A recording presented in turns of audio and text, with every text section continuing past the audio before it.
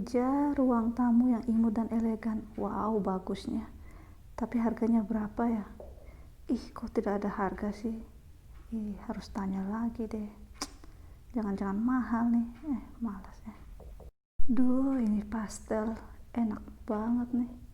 Harganya berapa nih? 1.000. Langsung pesan deh. Jangan dulu deh. Coba cari. Mungkin ada yang 500 rupiah deh per buah. Hai guys, hai opa oma, bapak mama, kakak adik, rakat-rakat semuanya. Salam sehat selalu. Jumpa lagi bersama saya Agnes Cooper, mencoba mencari makna di setiap peristiwa. Ya, jadi peristiwa apakah yang akan dibahas kali ini? Ya, kali ini saya akan membahas tentang cerita dari sahabat Cooper yang bergelut di dunia online shop, toko online. Jadi dia adalah owner, dia pemilik dari sebuah toko online. Ya, tapi sebelum ke ceritanya, sahabat Cooper sudah tahu kan kalau sekarang kita lagi memasuki era revolusi industri, di mana ada lonjakan besar di sektor industri dan itu melibatkan teknologi informasi dan komunikasi. Semua dimanfaatkan sepenuhnya untuk mencapai efisiensi yang setinggi-tingginya sehingga bisa menghasilkan suatu model bisnis yang baru. Jadi di era revolusi industri ini ya kita bergerak sangat cepat dengan dunia digitalisasi. Nah, dan pengaruhnya ke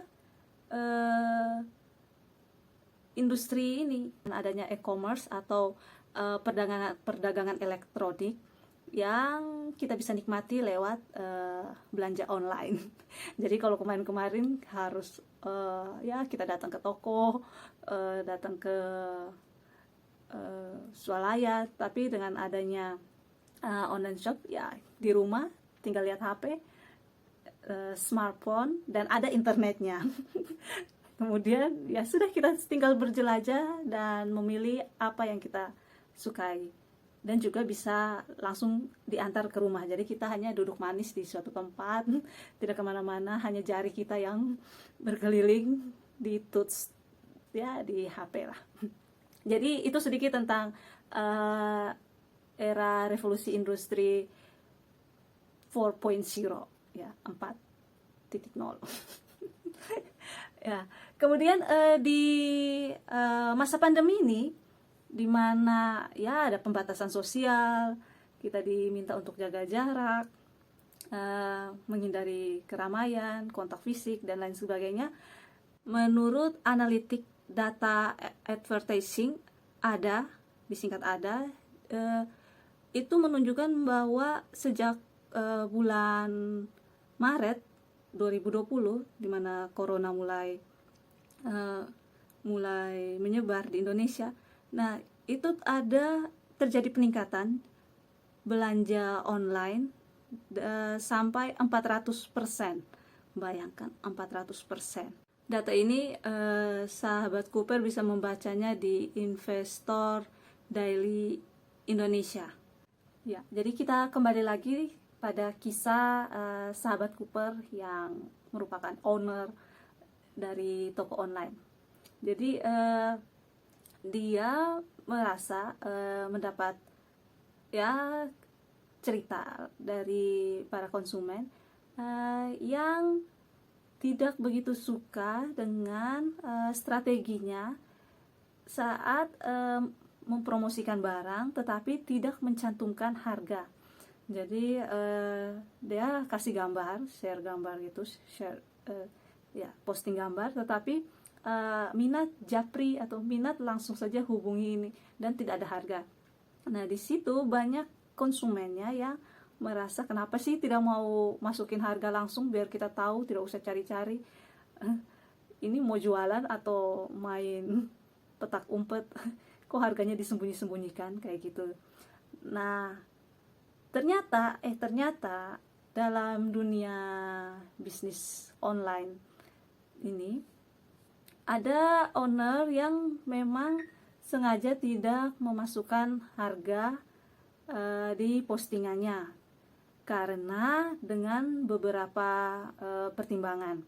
Yang pertama bisa jadi karena harga setiap daerah berbeda-beda.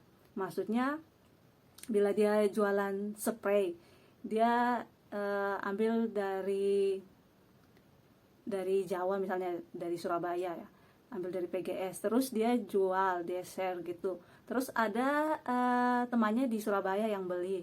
Nah, itu pasti dia pakai harga yang berbeda dengan temannya yang di Flores misalnya, di Ende yang membeli, yang tertarik. Pasti dia memberikan harga yang berbeda-beda. Jadi dia tidak mau sapu rata harga, mencantumkan harga di gambarnya.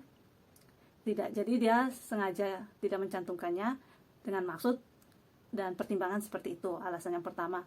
Yang kedua bisa jadi karena dia tidak mau harga barangnya itu dijadikan pembanding mungkin oleh calon owner atau ya sesama penjual lah. Dia tidak mau dijadikan pembanding.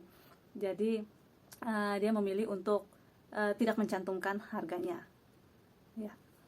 Atau juga dengan mencantumkan harga, dia merasa pembeli nanti bisa membanding-bandingkan harganya dengan harga dari toko sebelah, seperti itu. Jadi ya ini beberapa strategi atau alasan kenapa penjual toko online tidak memasukkan harga di postingannya. Ya. Kemudian kita sebagai konsumen, dari sisi konsumen ya seperti itu, ada yang merasa ribet banget, ribet sekali, harus kirim pesan, terus tanya, terus kalau tidak sesuai juga harus menahan malu atau ya seperti itulah. Apakah sahabat Cooper pernah merasakan hal yang sama? Ya, itu beberapa alasan yang diungkapkan oleh sahabat Cooper yang bercerita dari sisi ownernya. Nah, dalam dunia bisnis online atau e-commerce ya, perdagangan elektronik ini, yang paling penting adalah kepercayaan. Jadi bayangkan kita belanja tidak tatap muka, tidak melihat langsung barangnya, tidak melihat langsung, hanya melihat dari gambar, sama ya mungkin komen-komen atau testimoni dari pembeli yang lainnya, pembeli yang sudah membeli. Jadi kepercayaan sangatlah penting. Jadi kepercayaan di antara baik dari sisi penjual, ownernya, atau pembeli dari situ. Nah, kepercayaan ini yang bisa membuat bisnis online jadi bertahan. Jadi kita sebagai konsumen harus teliti, bertanya yang banyak sebelum membeli barang-barang secara online. Dan dari sisi pemilik toko ya tetap mengutamakan pembeli adalah raja. Jadi ya walaupun cerewet-cerewet, kan pembeli mau yang terbaik. Oke, begitu saja. Jadi sahabat Cooper, Anda di tim mana? Yang suka mencantumkan harga atau yang mau bermain teka-teki tentang harga? Ya, jadi itu beberapa alasannya kenapa ada owner, pemilik toko online yang tidak mencantumkan harganya. Oke, apapun itu, kita sebagai konsumen dan pemilik toko harus saling menjaga kepercayaan. Dan ya, kalau hutang jangan lupa dibayar. Oke, terima kasih. Semoga bermanfaat. Jangan lupa like, share, comment, and subscribe. Bye-bye. Have a nice day.